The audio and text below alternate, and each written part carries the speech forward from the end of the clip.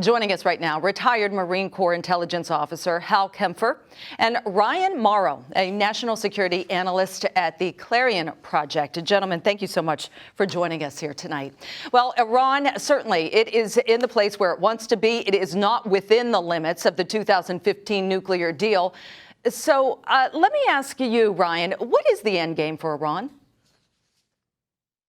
Well, I think that this is Iran's form of renegotiating the nuclear deal. They realize that the United States has left. Their primary objective is to get Europe to basically bail out the Iranian regime, because survival is the first thing that they need to do and make sure that they ensure. But they also want to make sure that they basically cashed in on the nuclear deal, but also preserve their capacity to quickly produce nuclear weapons, a capacity which they have said that they're going to increase, and they are very likely to do so. When they talk about enriching to 20%, they're talking about getting to the ability to develop a nuclear weapon within 6 months.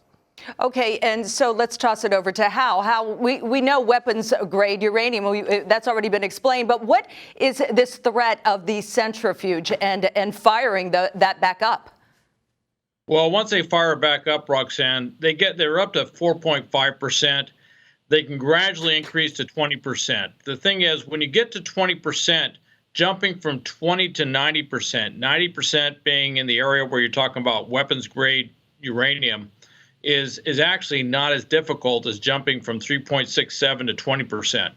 So these incremental increases means that they're getting that jump off capability to rapidly increase up to weapons grade uranium. What this really means is that they're trying to use this as a lever to break this sanctions regime, this maximum pressure against Iran. It's having devastating effect on their society, devastating effects on their military, and it's kind of a desperate act, because what they're doing is they're violating the accords, and they're risking the Europeans, one of the 3 European countries that can trigger snapback provisions that could make the sanctions regime even worse for them. Okay, so, and let's talk about the Europeans. I mean, they're giving the Europeans to come up within 60 days for them to come up with a plan.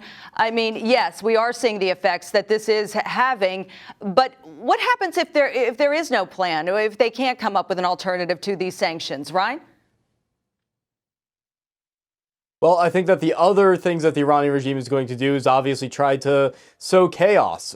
Basically, they want to engage in provocations in order to hurt the world economy, not just in terms of oil prices, but shipping, which affects the prices of everything overall, and also just essentially bribery to reach out to businesses that are connected to politicians in Europe, perhaps the United States, and try to build support for a reconciliation. And then Iran can say, look, we're willing to engage diplomatically. We want to renegotiate the deal. That's what the United States has said. But we're being the reasonable ones. Oh, and by the way, if you don't agree that we're the reasonable ones, then we're going to sponsor terrorism and you have to deal with us anyway. And that's basically the diplomatic strategy of the Iranian regime.